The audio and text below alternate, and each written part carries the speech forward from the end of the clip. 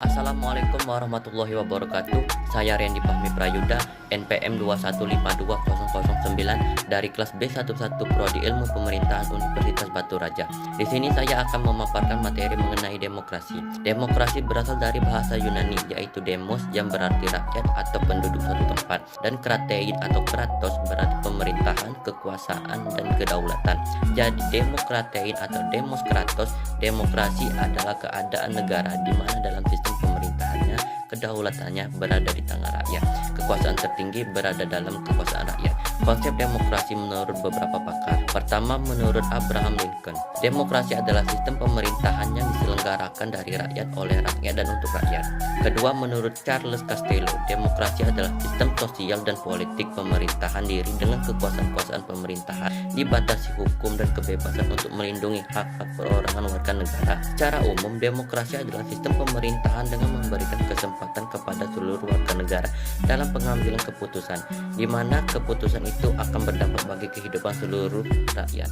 Sistem pemerintahan ini mengizinkan seluruh warga negara untuk berpartisipasi aktif.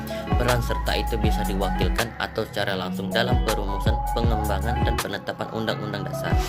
Secara konseptual seperti dikemukakan oleh Carlos Alberto Torres tahun 1998, demokrasi dapat dilihat dari tiga tradisi pemikiran politik. Pertama, teori Aristotelian klasik, di mana pemerintahan oleh seluruh warga negara yang memenuhi syarat kewarganegaraan. Kedua, teori abad pertengahan, di mana suatu landasan pelaksanaan kekuasaan tertinggi di tangan rakyat. Ketiga, doktrin kontemporer, di mana republik sebagai bentuk pemerintahan rakyat murni. Pemikiran tentang demokrasi di Indonesia. Sebelum negara Indonesia menggunakan demokrasi yang berlandaskan Pancasila, bangsa Indonesia menggunakan demokrasi desa yang bercirikan pertama, cita-cita rapat, kedua, cita-cita masa protes, ketiga, cita-cita tolong menolong. Ketiga unsur demokrasi tersebut merupakan dasar pengembangan ke arah Indonesia yang modern. Demokrasi Indonesia modern adalah kedaulatan rakyat, tidak hanya dalam hal kedaulatan rakyat politik, tapi dalam hal ekonomi dan sosial. Pentingnya demokrasi. Pada hakikatnya, sebuah negara dapat disebut sebagai negara yang demokratis apabila di dalam pemerintahan tersebut rakyat memiliki kesempatan untuk berpartisipasi dalam pembuatan keputusan, memiliki persamaan di muka hukum, dan memperoleh pendapat yang layak karena terjadi distribusi pendapatan yang adil. Permasalahan demokrasi di Indonesia. Pertama, buruknya kaderisasi partai. Kedua, pemilu biaya tinggi karena masifnya politik uang dalam pemilu. Ketiga, kabar bohong dan berita palsu. Keempat, rendahnya keadaban politik warga. Kelima, masalah pelanggaran hak asasi manusia di masa lalu yang belum tuntas hingga kini. Ada tiga sumber yang menghayati cita-cita demokrasi Indonesia. Pertama, yaitu sumber nilai yang berasal dari demokrasi desa. Kedua, sumber nilai yang berasal dari agama. Ketiga, sumber nilai yang berasal dari barat.